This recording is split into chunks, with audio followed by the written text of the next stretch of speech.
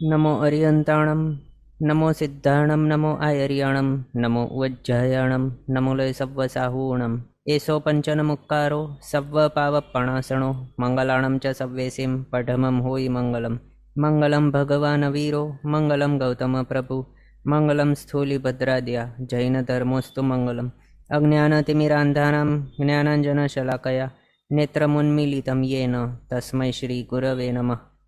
એસો આપણો વિષય ચાલી રહ્યો છે શ્રી બૃહદ સંગ્રહણી ગ્રંથ 12મી સદીના મહાચાર્ય શ્રી ચંદ્રસુરી સ્વાજી મહારાજા સાહેબ દ્વારા વિરચિત આ શ્રી બૃહદ સંગ્રહણી ગ્રંથની અંદર આપણે 4 ગતિની અંદર ભમી રહેલા એવા જીવોના વિશે અલગ અલગ એવા ઘણા દ્વારોની અંદર વિચારણા કર્યા બાદ બીજા પણ ટોપિક્સ વિશે વિચારણા કરી અને એની અંદર આપણે મહાપુરુષોને વિશે વિચારણા કરી રહ્યા હતા, જેની અંદર 63 શલાકા પુરુષો बताव्या छे।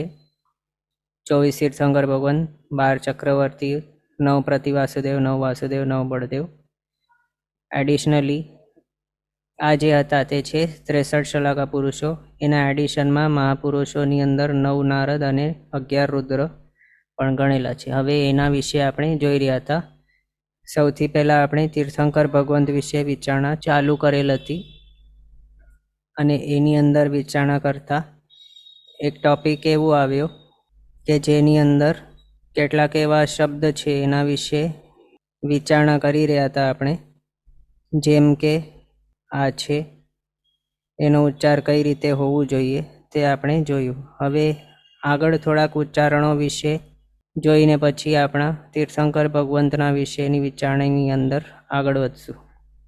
तो आ तो आपणे जोयुं के एमनेम कंई पण आनी गोठवणी नथी करेली અને હજી એના વિશે બીજો પોઈન્ટ જોઈએ તો જો આપણને ઇંગ્લિશમાં લખવું હોય, ઇંગ્લિશ એટલે આવી જે રોમન લિપિ છે એની અંદર જો આપણને લખવું હોય આ ક ને, તો કે લખીએ તો એને ક કહેવાય, અથવા તો કંઈ લખવું હોય તો કે કરીને આપણે લખીએ। ચ લખવું હોય તો એના માટે CH વપરાય છે, ટ લખવા માટે કેપિટલ ટી, ત લખવા માટે સ્મોલ ટી, પ લખવા માટે પી। હવે आ नोट करो, कचट तप आ जे छे आ हती फर्स्ट लाइन आपणा स्पर्श व्यंजनोनी।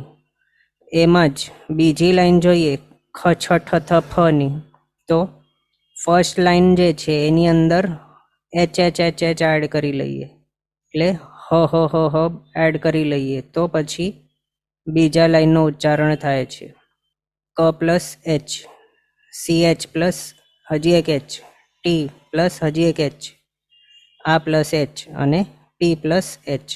आ रीते ख छ ठ थ फ आम बनी जाए छे।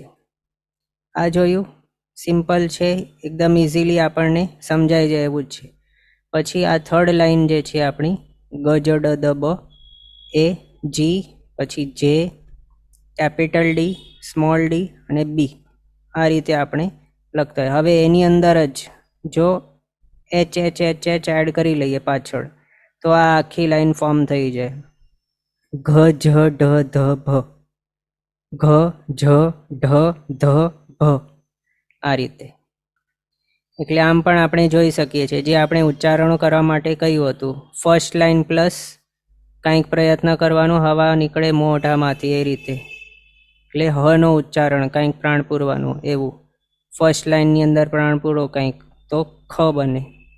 आखू विशेषथी विशेष प्रयत्ननी जरूर नथी पण कंईक मोढामांथी हवा निकळे एवी छे आ। अने आ आपणे जोयुं एच एच एच एड करीए आनी अंदर तो आ बीजी लाइन बनी जाय छे।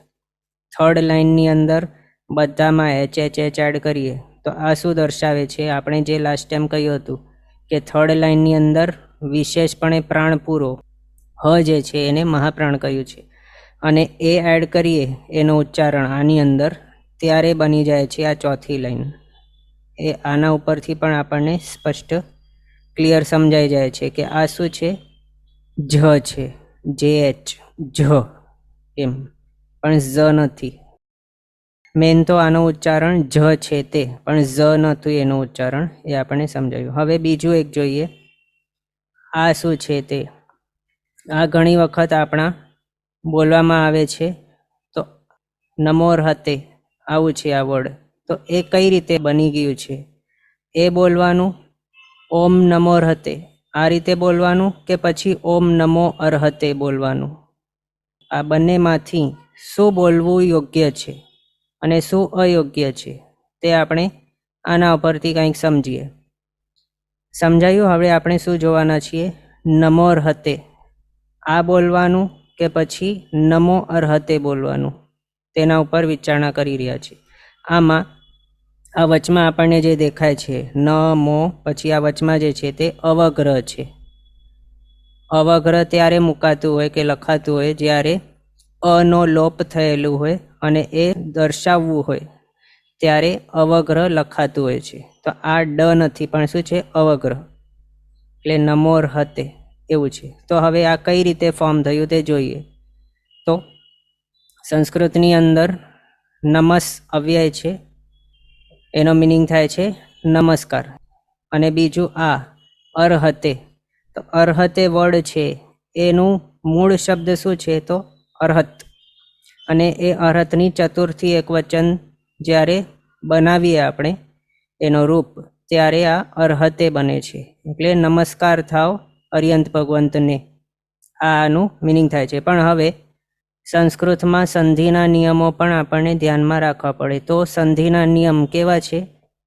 આ મૂળ શબ્દો છે નમસ, અને આ અર્હતે ફોર્મ થયેલું છે ચતુર્થી એક વચન આપણે જોયું. હવે એની અંદર રૂલ કેવો છે કે જ્યારે કોઈક શબ્દ છે એને પ્રત્યય લાગી જાય ત્યારે એ પદ બની જાય છે. અને આ નમસ જે છે તે અવ્યય છે. અને અવ્યય કોને કહેવાય? કે જેના રૂપમાં અવ્યય એટલે કે ફેરફાર નહીં થાય તેને અવ્યય કહેવાય. અને એ અવ્યયોના માટે એવું રૂલ છે કે તેમને કોઈ પણ વિભક્તિના પ્રત્યયો લાગે તે બધા લોપાઈ જાય છે. અને એ વિભક્તિના પ્રત્યય લોપાયા પછી પણ તેને પદ કહેવાય છે. તો એનો મિનિંગ કે આ નમસ એ પદ છે. હવે નેક્સ્ટ રૂલ એ આવે છે કે એ પદના અંતે જો વિરામ હોય અથવા તો અઘોષ હોય તો પછી એનો સનો ર થાય અને એનો વિસર્ગ થઈ જાય, એવો છે રૂલ. પણ અહીંયા કેવું છે? આ પદાંતના સની પાછળ અ આવેલું છે. અહીંયા વચમાં કંઈક ફૂલ સ્ટોપ કે કોમાય નથી, તરત આ બાજુમાં જ આવેલું છે. અને બોલવા માટે જે વક્તા છે, વક્તા એટલે જે બોલનાર છે, તે બોલનાર આ બંને વર્ડની વચ્ચે પોઝ લે છે કે નહીં એના ઉપરથી ડિસાઈડ થાય કે આના બંને જે છે વર્ડ્સ એની અંદર સંધિ થશે કે નહીં. જો પોઝ લેવામાં આવે, સ્ટોપ થવામાં આવે, ફૂલ સ્ટોપ કે કંઈ હોય અહીંયા વચમાં વિરામ હોય તો પછી સંધિ નહીં થાય. પણ પોઝ વગેરે કાંઈ નહીં હોય તો ભેગું બોલાય અને સંધિ કરીને બોલાય. તો સંધિ આની કઈ રીતે થાય તે નિયમો ઉપરથી આપણે જાણીએ. તો પદાંતે સ છે અને એ સ જે છે એના બાદ આ અ આવેલું છે. તો નિયમ કેવું છે? આગળ આપણે જોયું એક નિયમ કેવું? તો આ પદાંતે સનો ર થાય એવું નિયમ એ છે. અને હવે એ સનું ર જે થયેલું છે એ રની આગળ એટલે રની પ્રીવિયસ અહીંયા અ હોય અને રની પાછળ અ હોય એવું નિયમ. આવો સિચ્યુએશન જ્યારે આવે તો ત્યારે આ ર ને બદલે ઉ થઈ જાય, એટલે ર ઉમાં કન્વર્ટ થઈ જાય. પહેલાં તો અહીંયા આપણે શું જોયું? પદાંતે સનો ર થઈ ગયો એવો. એના બાદ નેક્સ્ટ રૂલ કયો એપ્લાય થયો છે કે પદાંત ર એ પણ ર કેવું? તો ઓરિજિનલ ર નથી પણ જે ર સ માંથી બનેલું છે. એટલે પદાંત સનો ર જે હોય થયેલો એ રની આગળ અ હોય અને એ રની પાછળ પણ અ હોય એવું. એવા પદાંતે જે ર રહેલું છે એનું શું થઈ જાય? તો એ ર ના બદલે ઉ થઈ જાય એનું. તો એ એવું અહીંયા આપણે કરી દીધું. હવે આ નમ છે, આ મ ની અંદર અ ભળેલું છે એટલે મ half plus a equals to મ. તો એ અહીંયા આપણે છૂટું કરીને લખ્યું છે મ હાફ ખોડાવાળું હલંતવાળું અને અ. આ આપણે શા માટે છૂટું કર્યું? કારણ આપણને હજી એક રૂલ અહીંયા એપ્લાય કરવાનું છે. અ અને ઉ બંને ભેગા મળીને શું બની જાય? તો ઓ બની જાય. એટલે આપણને સમજવા માટે આમાંથી અ બહાર છૂટું કરીને અહીંયા દર્શાવ્યું છે. અ પ્લસ ઉ ઇક્વલ્સ ટુ ઓ, એ હજી એક રૂલ છે. તો એના ઉપરથી નમ પ્લસ અ પ્લસ ઉ એ બની જાય નમો. કઈ રીતે? તો નમ પ્લસ અ પ્લસ ઉ, એમાંથી અ પ્લસ ઉ બન્યો ઓ, અને નમ પ્લસ ઓ ઇક્વલ્સ ટુ નમો. હવે નમો બની ગયો અને પાછળ કોણ છે? તો અર્હતે છે. હવે આ નમો અને અર્હતે આ બંને આવી ગયા પાસે પાસે. હવે શું થઈ જાય? તો પદાંતે એ હોય કે ઓ હોય, એના બાદ જો અ આવે તો એ અનો લોપ થાય, અને એ લોપ થયેલું છે એ દર્શાવવા માટે એના બદલે અવગ્રહ લખાય ત્યાં. એટલે નમો પ્લસ અર્હતે શું બની ગયું? નમો અનો લોપ થઈ ગયું અને એના બદલે આપણે અવગ્રહ લખ્યું એટલે નમોર્હતે. આ રીતે આ વર્ડ બની ગયું છે સંધિ સાથે. અને એ સંધિની શરૂઆત પણ કોના હિસાબે થઈ? તો આ અ રહેલું છે પાછળ અને આ ર રહેલું છે આની અંદર છેલ્લે પદાંતે, એના ઉપરથી જ આ સંધિની શરૂઆત થઈ છે. એટલે આ શોર્ટમાં સમજીએ તો શું થઈ ગયું છે? આ નમોના અંદર નમો એ ઓ ક્યાંથી આવ્યો? તો પાછળ અ હતું એટલે જ ઓ આવ્યું. અને જો આની અંદર વચ્ચે વિરામ હોત તો પછી નમો નહીં બને, કારણ આમાં સંધિનો રૂલ જ અપ્લાય નહીં થાય. એટલે ર નો ઉ ને ઉ નો ઓ ને એ બધું નહીં થાય જો પાછળ અ નહીં હોય તો, જો આપણે સંધિ નહીં કરતા હોઈએ તો. સંધિ ક્યાંથી આપણે સ્ટાર્ટ કરી? તો પહેલાં તો આ પદાંતે સ નો ર થઈ ગયો હતો, અને પછી સંધિનો અહીંયા નિયમ કયો અપ્લાય થયો કે પદાંત જે સ નો ર બની ગયો છે આ વાળું, એ પદાંતે રહેલા ર ની આગળ અ હોય અને એની પાછળ અ આવતું હોય નેક્સ્ટ વર્ડનું, તો પછી એની અંદર સંધિ થવાનું સ્ટાર્ટ થાય છે. અને એમાં ર નો ઉ થયો, ઉનો આના અંદર જે અ હતું એની સાથે મળીને ઓ થઈ ગયો, એ નમો બની ગયો. એના ઉપરથી આપણે શું સમજ્યા કે જો આપણે એમ બોલીએ નમો અર્હતે, આ જો બોલીએ નમો અર્હતે, તો પછી એ સંધિ અધૂરી કહેવાય કે આખી કહેવાય? અધૂરી કહેવાય.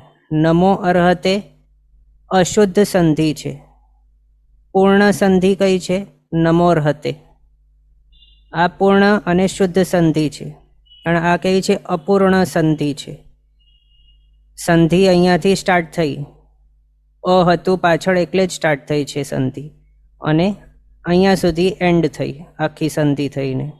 આપણે જો અહીંયા જ છોડી દઈએ તો અધવચ અધકચરા વર્ડ્સ બનાવીને છોડી દીધા એવું કહેવાય, અધૂરી સંધિ કહેવાય. અને જો આ બંનેની વચમાં વિરામ હોય તો પછી એ બંનેના રૂપો કેવા બને? નમઃ અને અર્હતે.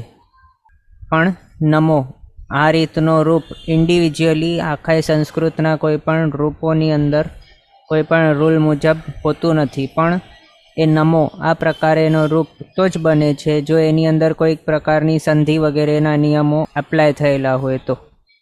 આપણને થશે નમસ્કાર મહામંત્રની અંદર તો નમો છે, તો એ પ્રાકૃત ભાષાની અંદર છે, અને એમાં એના પ્રત્યય, એના રૂપ, એના બધા અલગ અલગ હોય છે, એના રૂલ્સ પણ અલગ હોય છે. સંસ્કૃતના રૂલ્સ વગેરે બધા અલગ છે, સંસ્કૃતની અંદર પ્રત્યયો પણ અલગ છે. એટલે ત્યાં નમો આ રૂપ બની શકે છે પ્રાકૃતની અંદર, પણ સંસ્કૃતમાં નમઃ આ રીતે રૂપ બને છે. નમસ અવ્યયનો એર છે રૂપ. પણ જો આપણને નમો દેખાય તો એની અંદર સંધિનો કોઈક રૂલ એપ્લાય થયેલો જાણવો. એકલો ઇન્ડિવિજ્યુઅલી નમો એક્ઝિસ્ટ નહીં થઈ શકે સંસ્કૃત ભાષાની અંદર, એ યાદ રાખવાનું. એટલે નમો અર્હતે હોય પણ નમો અર્હતે નહીં હોય, એ યાદ રાખવાનું. આ જોયું આપણે સંસ્કૃતના નિયમો મુજબ કેવું હોય છે. આ બધું કેવું છે આપણને ધ્યાનમાં રાખવાનું, અને આપણા ઉચ્ચારણો બરાબર એ જ રીતે કરવાના. એમ આની અંદર છે ને એક વાત ખાસ ધ્યાન રાખવા લાયક છે કે આપણા દેશની અંદર છે ને પોલીસ સ્ટેશન, ન્યાયાલય વગેરેની અંદર આપણને સત્યમેવ જયતે આ પ્રમાણે લખેલું દેખાઈ જશે, પણ એ જે જયતે છે એ જયતે બરાબર નથી. જી ધાતુનો ત્રીજો પુરુષ એક વચનનો રૂપ થાય છે જયતિ, કારણ જી ધાતુ પરસ્મયપદી છે, એટલે એને પરસ્મયપદીના પ્રત્યય લાગશે. એ આત્મનેપદી ધાતુ નથી, એટલે એને આત્મનેપદી એવો તે પ્રત્યય નહીં લાગશે, પણ પરસ્મયપદી એવો તી પ્રત્યય લાગશે. સત્યમ એવ જયતિ, આ જે છે એનો મિનિંગ શું થાય છે? સત્ય જ જય પામે છે, અથવા તો સત્ય જ જીતે છે, એમ એનો મિનિંગ આ થાય છે. તો આના માટે ત્રીજો પુરુષ એક વચન રૂપ બનશે જી ધાતુનું, જય પામે છે બોલવા માટે, અથવા તો જીતે છે એ બોલવા માટે. એના માટે પહેલા ગણના પરસ્મયપદી એવા જી ધાતુને પરસ્મયપદી એવો તી પ્રત્યય લાગશે, ત્રીજો પુરુષ એક વચનનો રૂપ બનાડવા માટે. એટલે ક્રિયાપદ બનશે જયતિ. પણ આત્મનેપદી ધાતુ જ નથી, તો એને આત્મનેપદી એવો તે પ્રત્યય કઈ રીતે લાગે? નહીં લાગે. એટલે રૂલ્સ મુજબ સત્યમેવ જયતિ આ રાઈટ છે, પણ સત્યમેવ જયતે આ રોંગ છે, બિલકુલ ખોટું છે.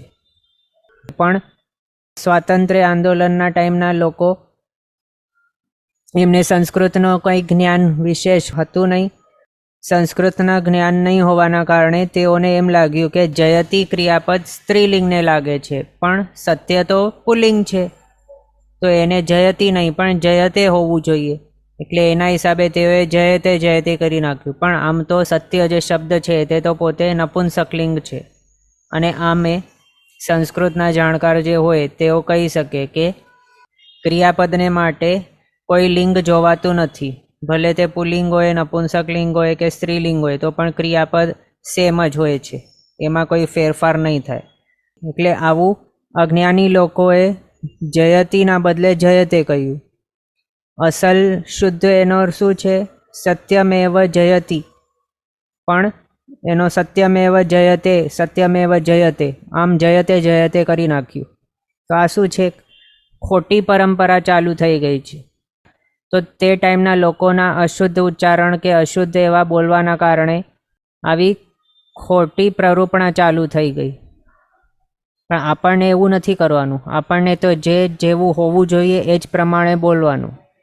રૂલ્સ મુજબ જે પ્રમાણે જે રૂપ બને અને એ રૂપો બના પાછળ જે પણ એમની સંધિ થવી જોઈએ રૂલ્સના મુજબ, એ જ પ્રમાણે એને લખવાનું, એ જ પ્રમાણે એને બોલવાનું, એ જ પ્રમાણે આગળ વધારવાનું. નહીં તો શું થાય? ખોટી પરંપરાઓ આગળ વધતી જાય અને એ જે મૂળ સંસ્કૃત છે એનું પછી અપભ્રંશ થતું જાય. આ એક રીતે શું કહેવાયું કે સત્યમેવ જયતિ જે હતું મૂળ, એનું સત્યમેવ જયતે એક રીતે અપભ્રંશ જ થઈ ગયું. અપભ્રંશ એટલે જેવું છે એ રીતે નહીં પણ બીજું જ કંઈક રૂપે બોલાઈ ગયું. તો આવું ટાઈપનું કોઈ પણ અપભ્રંશ આપણને કરવાનું નથી. જો રૂલ્સ મુજબ નહીં કહેશું તો મૂળ લેંગ્વેજીસના વિચ્છેદો, એના અપભ્રંશો વગેરે થતા જશે.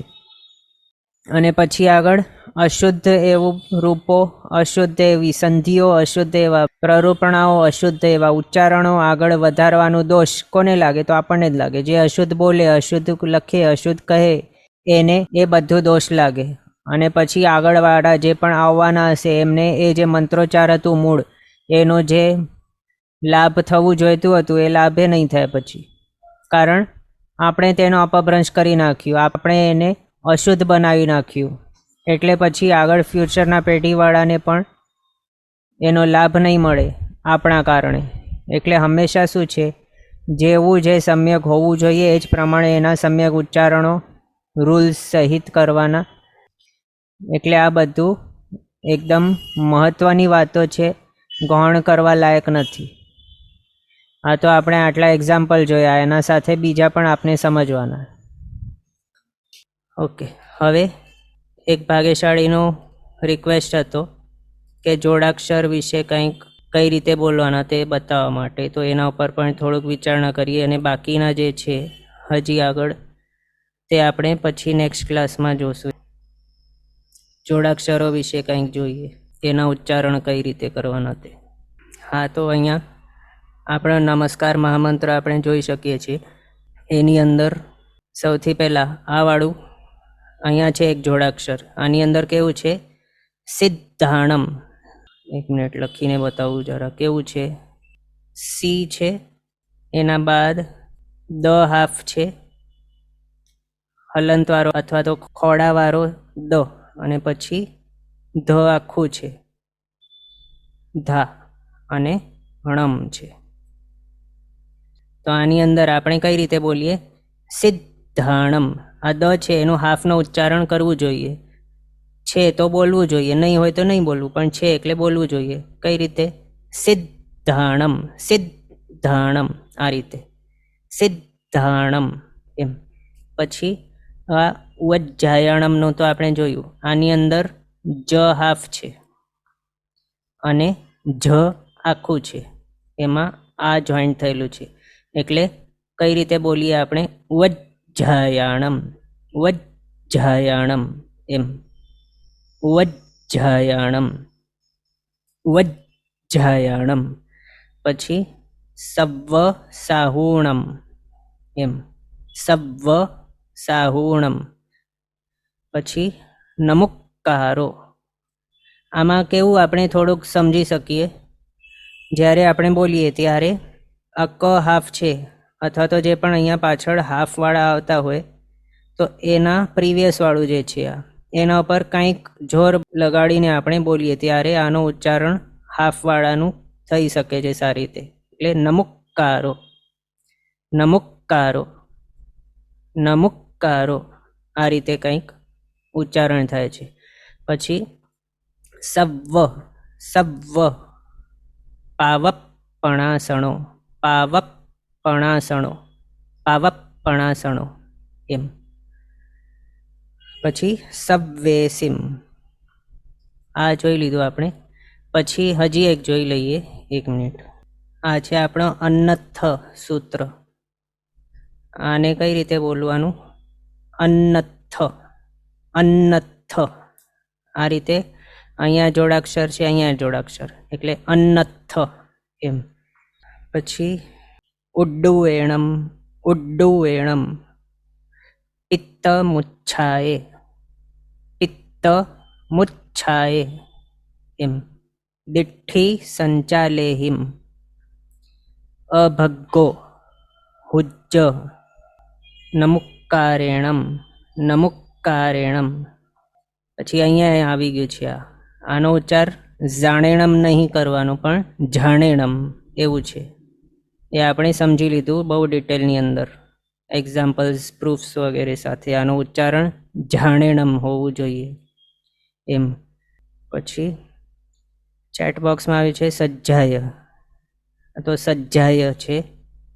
આ જે વર્ડ છે એની અંદર આ વાળું જ હાફ છે, એટલે ઉજ્જાયણમમાં જે રીતે આ જ હાફ અને જા હતું એ પ્રમાણે સેમ છે આ. કેવું? કઈ રીતે બોલવાનું? સજ્જાય, સજ્જાય, સજ્જાય. પહેલા આસ્તે આસ્તે બોલીએ, સજ્જાય, એ રીતે બોલીએ, પ્રેક્ટિસ કરીએ તો પછી સજ્જાય બોલવા માટે ઇઝી પડે એમ. હવે હા, ઇઝી બોલ્યા આપણે, એના ઉપરથી એ પણ યાદ આવ્યું કે ઝનો ઉચ્ચારણ આપણે લાસ્ટ ટાઈમ ઉર્દુ ને મરાઠીમાં કહ્યું હતું, એ રીતે ઇંગ્લિશમાં એ ઝના ઉચ્ચારણ છે. ઇઝી, ઝેડ વગેરે એવા, ઝેડ, ડિઝાઇન, એવા બધા ઝના ઉચ્ચારણવાળા ઇંગ્લિશમાં એ છે. એટલે એવી એવી ભાષાઓ છે કે જેની અંદર ઝનો ઉચ્ચારણ આવે છે. પણ આપણી જે ભાષાઓ છે, હિન્દી કહો કે આપણી ગુજરાતી કહો કે પછી આપણું આ પ્રાકૃત કહો કે સંસ્કૃત કહો, એમાં આપણી જે આ સૂત્રો છે એ મોસ્ટલી સંસ્કૃત પ્રાકૃતની અંદર જ છે. તો એની અંદર ઝનો ઉચ્ચારણ કોઈ ઠેકાણે નથી આવતું, એટલે ઝ નથી પણ જ છે. એ જના રીતે જ બોલવાનું એ આપણે જોયું.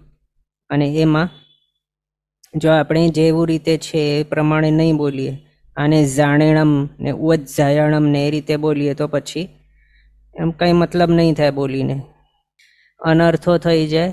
અને પછી આપણા જે મૂળ મંત્રાક્ષરો વગેરે જે છે એની અંદર એ ગડબડ થઈ જાય, અને જે અસલ ફળો એના મળવા જોઈએ એવા ફળો પછી આપણને નહીં મળે. એટલે એ પણ ધ્યાન રાખવાનું. બીજું હજી આ છે આપણો શ્રી જીરિકાપલ્લી અથવા તો શ્રી જીરાપલ્લી પાર્શ્વસ્તવ છઠ્ઠું સ્મરણ છે આપણું. એની અંદર આ આપણે જોયું હશે નિત્યમ ભગવતેર્હતે. અહીંયા પણ આ શું ડ નથી પણ અવગ્રહ છે. ભગવતે અર્હતે આવું હતું. અને આની સંધિ થઈને આપણે રૂલ શું જોયું, પદાંતે એ કે ઓ હોય તો એના બાદ આવતા અનો લોપ થઈ જાય અને એનો લોપ દર્શાવવા માટે અવગ્રહ લખાય. તો એ જ અહીંયા બતાવેલું છે, ભગવતેર્હતે આવી સંધિ થયેલી છે. જો આ અર્હતે વર્ડ આની અંદર નહીં હોય અને બીજે કોઈક ઠેકાણે અહીંયા હોય, એટલે સમજો કે અહીંયા ભગવતે હતું અને અહીંયા અર્હતે હતું, તો પછી બંનેની અંદર સંધિ નહીં થાય. અહીંયા આપણે જોઈ શકીએ છીએ એક્ઝામ્પલ, મહાત્મને છે વિરામ થઈ ગયું ગાથા પૂરી અને એના બાદ અટ્ટે મટ્ટે આવ્યું છે, એટલે એની પાછળ વિરામ આવી ગયું છે અને એની પાછળ અ નથી, એટલે અહીંયા આ અનો લોપ નથી થયેલો અને અહીંયા અવગ્રહ નથી, વિરામ આવી ગયો છે વચમાં, એટલે પણ અહીંયા સંધિ થઈ ગઈ છે, વિરામ નથી, ભેગું બોલવાનું છે, એટલે ભગવતેર્હતે આ રીતે છે. પણ ભગવતે અર્હતે નથી, જો એમ બોલીએ તો અશુદ્ધ કહેવાય, એટલે એ સંધિ જ નહીં કહેવાય, એમ અશુદ્ધ કહેવાય. પછી આ જોઈએ, આ એ મંત્રાક્ષર છે, આનું ઉચ્ચારણ કઈ રીતે હોવું જોઈએ, હ્રીમ, હ અંદરથી પ્રાણ પૂરવું જોઈએ આપણને, એટલે અંદરથી વિશેષ પ્રયત્નથી હ આ રીતે, હ આ રીતે પહેલાં બોલવાનું અને પછી શું હ્રીમ, હ પહેલાં બોલવાનું પછી રીમ છે. એટલે આને જો આપણે ઇંગ્લિશમાં લખીએ સમજાવવા માટે એનું ઉચ્ચારણ, તો પછી કઈ રીતે લખાય, આ છે, એમાં એ દીર્ઘ ઈ છે, એટલે રીમ, રીમ આવું છે. એટલે જો આપણે રીમ બોલીએ તો આ કેવું છે, રીમ બોલીએ તો શું થાય, એનો મિનિંગ કે આપણે આ બોલ્યા છે, હ ને ખાઈ ગયા એવું થઈ જાય. પણ આ શું લખેલું છે સ્પષ્ટ, હ છે, એની નીચે આ જે આપણને લાઈનો બે દેખાય છે એ શું દર્શાવે છે કે એની અંદર ર છે અને ઈ છે, અને પાછળ આ ચંદ્રબિંદુ છે, એટલે આ લખ્યું. એટલે હ જે મેન અહીંયા આપણને દેખાય છે, એક મિનિટ, હ આ થઈ ગયું, પછી નીચે આ જે છે તે છે ર, પછી આ જે છે તે છે દીર્ઘ ઈ અને ચંદ્રબિંદુ, આ છે ચંદ્રબિંદુ, તે જે છે તે એમ, એટલે રીમ, રીમ આ છે રીમ, રીમ નથી, રીમનો કાંઈ મતલબ જ નથી. અહીંયા મંત્રાક્ષર શું છે, રીમ, એટલે જે પ્રમાણે છે એ રીતે શુદ્ધ એનો ઉચ્ચારણ કરીએ તો પછી એ મંત્રાક્ષર પણ ફળે, નહીં તો માત્ર આપણા કાયયોગનું આપણે વપરાશ કરી રહ્યા છીએ એ જ કહેવાય, અને બધું અશુદ્ધ બોલી રહ્યા છીએ એ જ કહેવાય. જે પ્રમાણે જે ઠેકાણે જેવું લખેલું હોય એનો એ જ જેવું સમ્યક ઉચ્ચારણ હોવું જોઈએ એ જ પ્રમાણે કરવાનું, નહીં તો વ્યર્થ જાય તે. એમ ક્વેશ્ચન છે કે સર આ નવસ્મરણમાં છે, તો હા આ છઠ્ઠું સ્મરણ છે, વિધિપક્ષ ગચ્છ એટલે અચલ ગચ્છ મુજબ.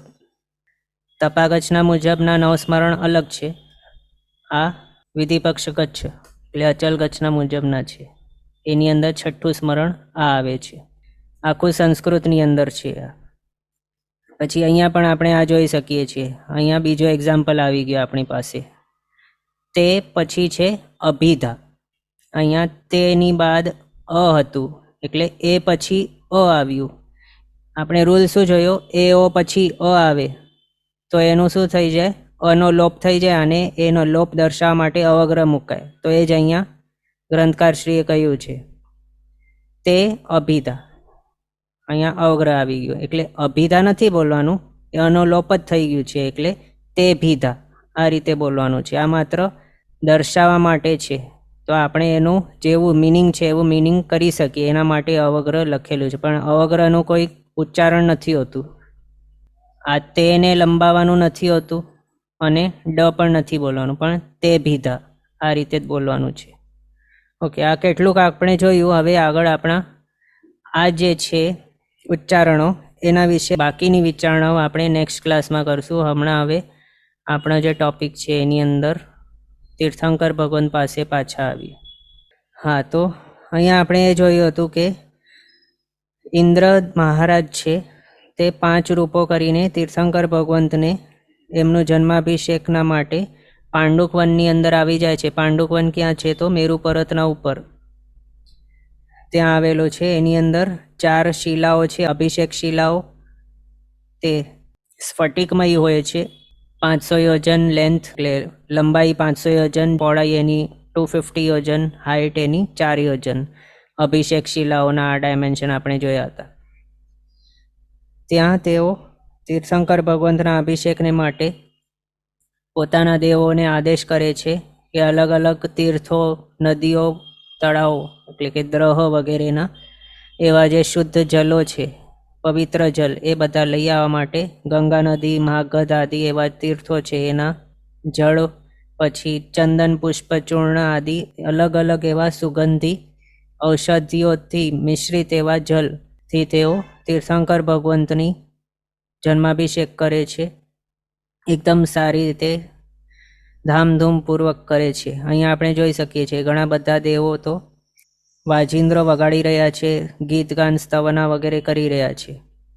એકદમ ખુશખુશાલ વાતાવરણની અંદર આ બધું થતું હોય છે.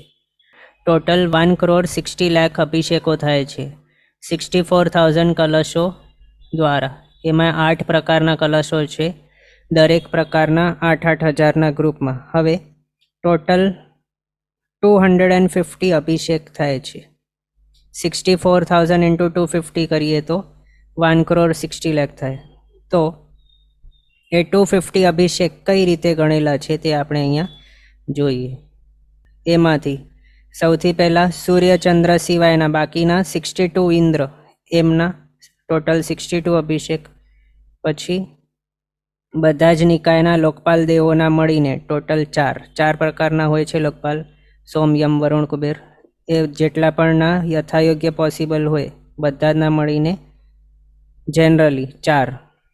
પછી અઢીદ્વીપના ચંદ્રના ટોટલ 66, અઢીદ્વીપના સૂર્યોના ટોટલ 66.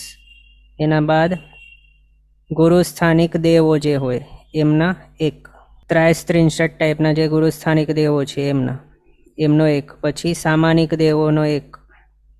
પછી સેનાપતિ દેવોનો 1, અંગરક્ષક દેવોનો 1, 3 પર્ષદા એટલે બાહ્ય, અભ્યંતર અને મધ્યમ સભા, એ જે 3 પર્ષદાના હોય દેવો એમનો મળીને 1. પછી પ્રકીર્ણક દેવો એમનો 1. પછી સૌધર્મેન્દ્ર દેવોની 8 ઇન્દ્રાણીઓ એમના ટોટલ 8. ઈશાનેન્દ્ર દેવોની 8 ઇન્દ્રાણીઓ એમના ટોટલ 8. પછી ભવનપતિ નિકાયના અસુરેન્દ્ર એમની ઇન્દ્રાણીઓના ટોટલ 10. પછી નાગેન્દ્ર એટલે નાગકુમાર દેવો એમના ઇન્દ્રાણીઓના ટોટલ 12. પછી જ્યોતિષી દેવોના ઇન્દ્રાણીઓ એમના 4 અને વ્યંતર નિકાયની ઇન્દ્રાણીઓના 4. આ રીતે ટોટલ 250 અભિષેકો થાય છે, જે આપણે 64,000 કલશ સાથે મલ્ટીપ્લાય કરીએ તો બની જાય 1,60,00,000 અભિષેકો. એટલું આટલા અભિષેકને જે પણ છે બધું થોડા જ ટાઈમની અંદર થઈ જાય છે. એટલે દિવસો અને મહિનાઓ નથી લાગતા આટલા અભિષેકો કરવા માટે. એમ સરસ રીતે નવા જન્મેલા એવા તીર્થંકર ભગવંતના આટલા બધા અભિષેકો થઈ જાય છે, 1,60,00,000 અભિષેકો. અને હમણાં જ તેઓ જન્મેલા છે. હમણાં જ એટલે 4-5 કલાકે હજી થયા નથી, 2 કલાકે નથી થયા, હમણાં જ જસ્ટ જન્મેલા છે. એવા માત્ર જે દીકકુમારીઓ છે તેઓએ સૂતિકર્મ કરેલો છે અને ત્યાં પધરાવી ગઈ છે. એવા નવજન્મા એવા તીર્થંકર ભગવંતો ઉપર આટલા મોટા કલશોથી કેટલા નંબરના 1,60,00,000 અભિષેકો થાય છે. તો પણ તીર્થંકર ભગવંત હમણાં જ જન્મેલા છે તો પણ એમની શક્તિ કેટલી છે કે તેઓને કાંઈ પણ ફરક નથી પડતું. આટલો બધો મોટો ધોધ પડી રહ્યો એમના ઉપર તો પણ. આ ફોટોની અંદર તો બહુ નાનું આપણને દેખાય છે આ કલશ વગેરે, પણ ત્યાં તો બહુ મોટો એવા ધોધથી તીર્થંકર ભગવંતનો અભિષેક થતો હોય છે. અને મહાવીર સ્વામીનો દૃષ્ટાંત આપણને ખ્યાલમાં છે કે આવું જ્યારે થતું હતું ત્યારે સૌધર્મેન્દ્રને એવી શંકા થઈ કે આટલા નાના પ્રભુ શું આટલો મોટો ધોધને સહન કરી શકશે?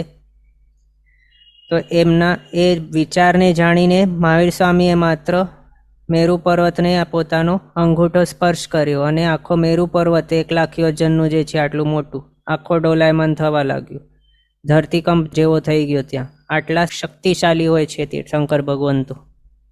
આ તો માત્ર ટ્રેલરનું ટ્રેલર હતું એમનું શક્તિનું.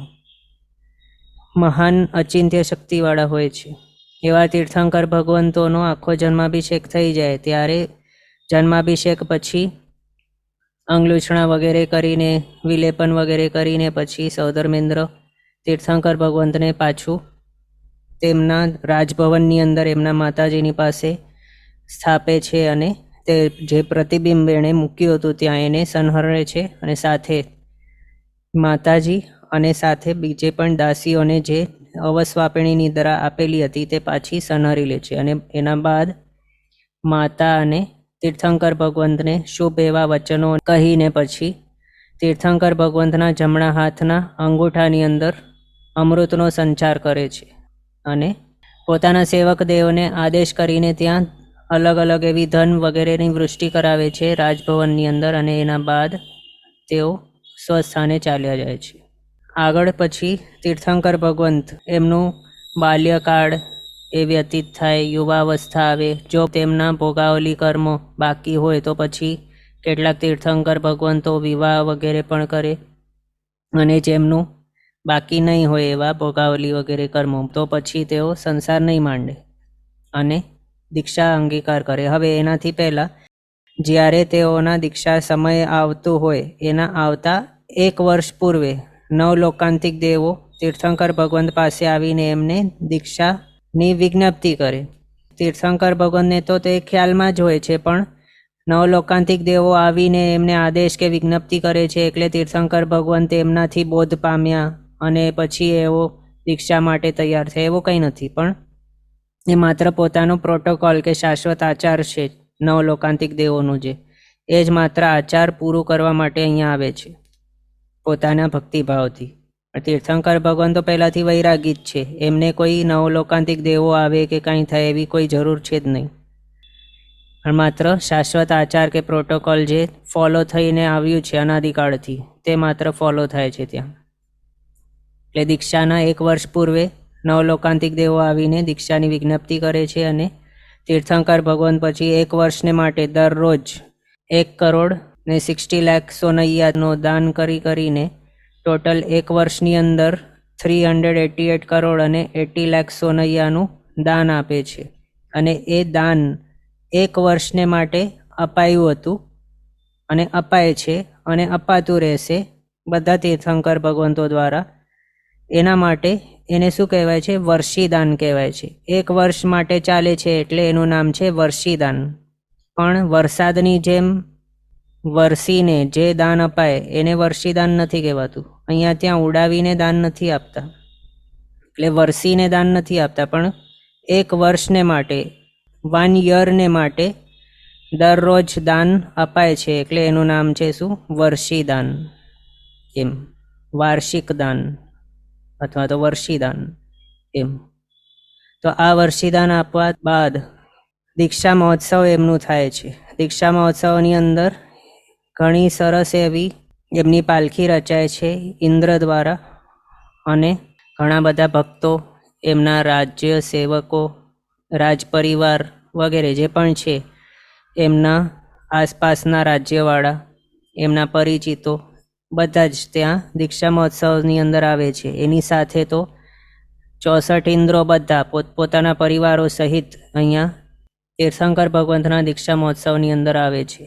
દીક્ષા મહોત્સવ અત્યંત ઠાઠમાઠથી ઉજવાય છે અને પછી તીર્થંકર ભગવંત પોતાના બધા જ વસ્ત્ર અલંકાર બધા ઉતારીને પંચમુષ્ટિ લોચ કરે છે. પંચમુષ્ટિનું મિનિંગ શું થાય છે? માત્ર 5 જ વખત વાળને લોચ કરી એવું. અથવા તો માત્ર 5 જ મુઠ્ઠીઓ દ્વારા લોચ કરે છે, અને એટલા જ 5 જ વખતની અંદર માથાના અને દાઢી મૂછના બધા જ વાળ આવી ગયા એવું. તો એના માટે પંચમુષ્ટિ કહેવાયેલું છે. તો એવી પંચમુષ્ટિ લોચ કરે છે. અને ઇન્દ્ર મહારાજ ત્યારે દેવદૂષ્ય તીર્થંકર ભગવંતના ડાબા ખભે મૂકે છે. આ રીતે પછી તીર્થંકર ભગવંત એમના શાશ્વત આચાર મુજબ પછી કરેમી સામયમ સાવજ્જમનો દીક્ષાનો પચ્ચખંડ ઉચ્ચારે છે. એ જ્યારે આ પ્રકારનો પચ્ચખંડ લે છે ત્યારે તીર્થંકર ભગવંતને મન પરજ્ઞાન પ્રગટ થાય છે. હવે અહીંયા પણ આપણે શું જોઈ શકીએ કે જ્યારે તીર્થંકર ભગવંત જન્મ્યા છે ત્યારે તો તેઓ 3 જ્ઞાનની સહિત જ આવેલા છે. પ્રીવિયસ ભાવમાં જે દેવ હતા તેઓ, અથવા તો કોઈક ટાઈમની અંદર રેર કેસની અંદર નરકમાંથી પણ જો આવેલા હોય તો તેઓ તે પ્રીવિયસ ભાવમાંથી જ અવધિ જ્ઞાન પણ સાથે લાવ્યા છે. મતિ અને શુદ્ધ જ્ઞાન તો છે જ, પણ સાથે અવધિ જ્ઞાન, એટલે 3 જ્ઞાન સહિત તેઓ જન્મેલા હતા. પણ તેમને ગૃહસ્થ અવસ્થાની અંદર જ્યારે હતા, અથવા તો વસ્ત્રાલંકાર ઉતાર્યા, પંચમુષ્ટિ લોચ પણ કરી, ત્યારે હજી તેઓને મન પરજ્ઞાન પ્રગટ નહીં થયેલું હતું. પણ ક્યારે પ્રગટ્યું? તો જ્યારે તેઓએ દીક્ષાનું વ્રત એ પચ્ચખંડ લીધું ત્યારે.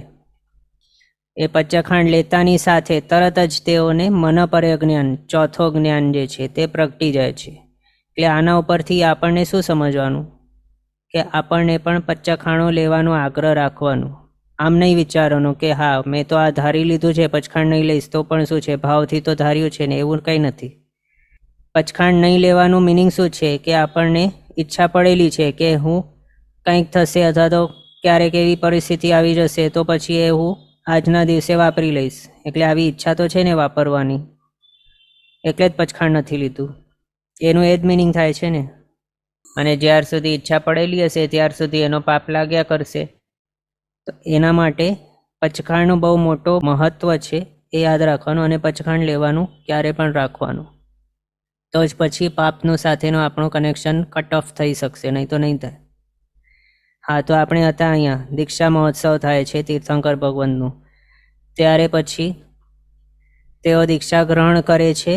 અને હવે દીક્ષા ગ્રહણ કરીને પછી તેઓ 22 પ્રકારના પરિશહો, અલગ અલગ પ્રકારના ઉપસર્ગ, જો તેમના જેવા કર્મ હોય, બધા તીર્થંકર ભગવંતોને ઉપસર્ગ આવે જેવું કંઈ જરૂરી નથી. એમના પર્સનલ જેવા પણ કર્મ હશે ઇન્ડિવિજ્યુઅલી, એવા પ્રકારના તેમને ઉપસર્ગ આવી શકે છે. આવે પણ ન એ આવે એવું. તો તેઓ દીક્ષા ગ્રહણ કરીને અલગ અલગ એવા પરિસરો અથવા તો અલગ અલગ એવા ક્ષેત્રોની અંદર વિચરણ કરતા કરતા મૌનપૂર્વક જ વિચરણ કરે છે. જ્યાર સુધી તેઓને કેવલ જ્ઞાન પ્રગટે નહીં ત્યાર સુધી તેઓ સંપૂર્ણપણે મૌન જ હોય છે, કોઈની સાથે બોલતા નથી તેઓ. આ રીતે 22 પરિશો સહન કરે છે. અલગ અલગ ઉપદ્રવ કે ઉપસર્ગ જો આવે તો એ સહન કરે. અપ્રમત્તપણે વિહાર કરતા કરતા ઘોર એવા તપશ્ચર્યા પણ કરતા હોય. આ પ્રમાણે તેઓ પોતાના 4 ઘાતી કર્મોને ક્ષય કરતા જાય. અને ક્ષય કરતા કરતા કરતા એક ટાઈમ આવ્યો આવે કે જ્યારે મોહનીય કર્મ સંપૂર્ણપણે ક્ષય થઈ ગયો. એ પણ મોહનીય કર્મ સંપૂર્ણપણે ક્ષય થઈ ગયો ત્યારે શું કહેવાય? એ ક્યારે થાય એનો ક્ષય? તો જ્યારે તે ક્ષપક શ્રેણીની અંદર હોય ત્યારે જ થાય. એટલે એમ કહેવાય કે કોઈક એવો ટાઈમ એક આવ્યો કે જ્યારે તેઓએ ક્ષપક શ્રેણી માંડી, અને એક ક્ષપક શ્રેણીની અંદર આગળ વધતા વધતા વધતા તેઓએ મોહનીય કર્મને સંપૂર્ણપણે ક્ષય કરી દીધો. હવે તે બની ગયા છે વિતરાગી. મોહનીય કર્મના ક્ષયના કારણે વિતરાગી કહેવાય. વિતરાગીનો મિનિંગ શું કે વિતરાગી એટલે ચાલ્યો ગયો છે રાગ જેનું, એવા. અને અહીંયા આપણે માત્ર રાગ જ કહ્યું પણ દ્વેષ નથી કહ્યું. તો એનું કારણ શું છે કે આપણે માત્ર વિતરાગી જ શા માટે કહ્યું પણ વિત દ્વેષી શા માટે નથી કહેતા? રાગ અને દ્વેષ બંનેમાંથી મોટું વિલન કોણ છે? તો રાગ છે. રાગ હોય તો જ દ્વેષ હોય, રાગ નહીં હોય તો દ્વેષ પણ નહીં હોય. એના માટે જે ચીકણું હોય એવું પ્રકારનું, અથવા તો જે મેન કહેવાય, અથવા તો બંનેમાંથી વધારે જે ખરાબ કહેવાય એવો રાગ. એ આપણે કહેતા હોઈએ છીએ કે વિતરાગી છે, રાગ નથી એમને કોઈ પણ એવું. હા, તો એ વિતરાગી થઈ ગયા મૌન્ય કર્મનો સંપૂર્ણપણે ક્ષય થવાથી. પણ હજી સુધી તેઓ કેવા છે? બાકીના 3 ઘાતી કર્મોથી લિપ્ત છે. બાકીના 3 કયા છે? તો જ્ઞાનાવણીય, દર્શનાવણીય અને અંતરાય. તો ક્ષપક શ્રેણીની અંદર આગળ વધતા વધતા વધતા હમણાં તેઓ 12મા ગુણસ્થાને કે આવી ગયા, એટલે વિતરાગી થઈ ગયા છે. મૌન્ય કર્મનો સંપૂર્ણ ક્ષય થઈ ગયો છે. હવે જ્યારે તેઓ બાકીના 3 કર્મોનો પણ ક્ષય કરી દેશે એક જ અંતર મુહૂર્તની અંદર માત્ર, ત્યારે તેઓ 13મા ગુણસ્થાનકે પહોંચી જશે. અને 13મા ગુણસ્થાનકે શું કહેવાય? તેઓ કહેવાય હવે વિતરાગી સાથે કેવળ જ્ઞાની કે સર્વજ્ઞ. સર્વજ્ઞ શા માટે? સર્વ પ્લસ જ્ઞ એ છે. જ્ઞ જે છે એનો મિનિંગ શું થાય છે? કે જાણનાર એવું. તો સર્વ જાણનાર જે છે તેને કહેવાય સર્વજ્ઞ, અથવા તો બધું જ જે જાણે છે એ તેઓ છે સર્વજ્ઞ. એવા બની જાય છે ક્યારે? જ્યારે તેઓનું બાકીના 3 ઘાતી કર્મોનો પણ ક્ષય થઈ જાય છે ત્યારે. અથવા તો સ્પેસિફિક કહીએ તો જ્યારે જ્ઞાનાવણીય કર્મનો સંપૂર્ણપણે ક્ષય થઈ જાય ત્યારે તેઓ સર્વજ્ઞ કહેવાય છે. અને એવું નથી થતું કે પહેલાં જ્ઞાનાવણીય ગયો, પછી દર્શનાવણીય ગયો અને પછી અંતરાય ગયો, એવું નથી થતું. બધા એક સાથે જાય છે. એટલે આપણે એમ કહીએ છીએ કે બાકીના 3 ઘાતી કર્મનો ક્ષય થાય ત્યારે સર્વજ્ઞ બની જાય છે એમ. પણ સ્પેસિફિક કહીએ તો જ્ઞાનાવણીયના ક્ષયના કારણે તેઓ સર્વજ્ઞ કહેવાય છે એમ. તો સર્વજ્ઞ બની ગયા એટલે હવે શું કહેવાય?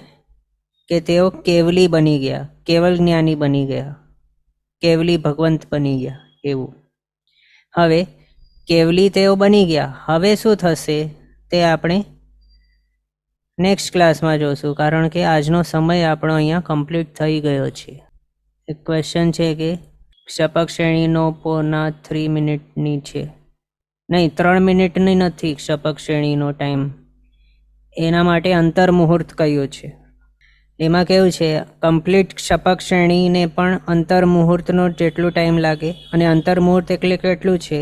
તો 2 થી 9 સમય જગન્ય, એનાથી કરીને ઉત્કૃષ્ટ અંતર મુહૂર્ત કેટલું? તો 48 મિનિટમાંથી એક સમય ઓછું કરીએ. આ આખા રેન્જને અંતર મુહૂર્ત કહેવાય છે. તો એ રેન્જમાંથી જ એવો કોઈક એક અંતર મુહૂર્ત છે કે જે ક્ષપક શ્રેણીનો ટાઈમ ડ્યુરેશન કહેવાય છે. આખી ક્ષપક શ્રેણીની અંદર 8મું, 9મું, 10મું, 12મું આટલા ગુણસ્થાનકો આવે છે. અને ક્ષપક શ્રેણી કમ્પ્લીટ થઈ જાય ત્યારે 13મું ગુણસ્થાનક આવી જાય. તો એ જે છે આટલા બધા ગુણસ્થાનકો, એમાં ઇન્ડિવિજ્યુઅલી 8મું ગુણસ્થાનક જોઈએ એ પણ અંતર મુહૂર્તનું ટાઈમ ડ્યુરેશન, 9મું જોઈએ એ પણ અંતર મુહૂર્ત, 10મું પણ અંતર મુહૂર્ત, 12મું એ અંતર મુહૂર્તનું છે ટાઈમ ડ્યુરેશન. 8, 9, 10, 12 4 ગુણસ્થાનકો, 4 અંતર મુહૂર્તના છે. પણ બધાને એડ કરી લઈએ તો પણ અંતર મુહૂર્તનું જ છે એમ, એનાથી વધારે નથી. એટલે 4 કલાક નથી એમ. હવે આજનો સમય અહીંયા આપણો થયો છે. આગળના પદાર્થ આપણે નેક્સ્ટ ક્લાસમાં કન્ટિન્યુ કરશું અવસરે. જીનાજ્ઞા વિરુદ્ધ કંઈ પણ બોલાય તો મિચ્છામિ દુક્કડમ. સર્વમંગલ માંગલ્યમ સર્વકલ્યાણકારણમ પ્રધાનમ સર્વધર્માણમ જૈનમ જયતિ શાસનમ. પ્રણામ. બધા શાતામાં રહેજો, જીનાજ્ઞાપૂર્વકનું જીવન જીવજો, સર્વવીરતી તરફ આગળ વધજો અને મનુષ્ય ભાવ સફળ કરજો.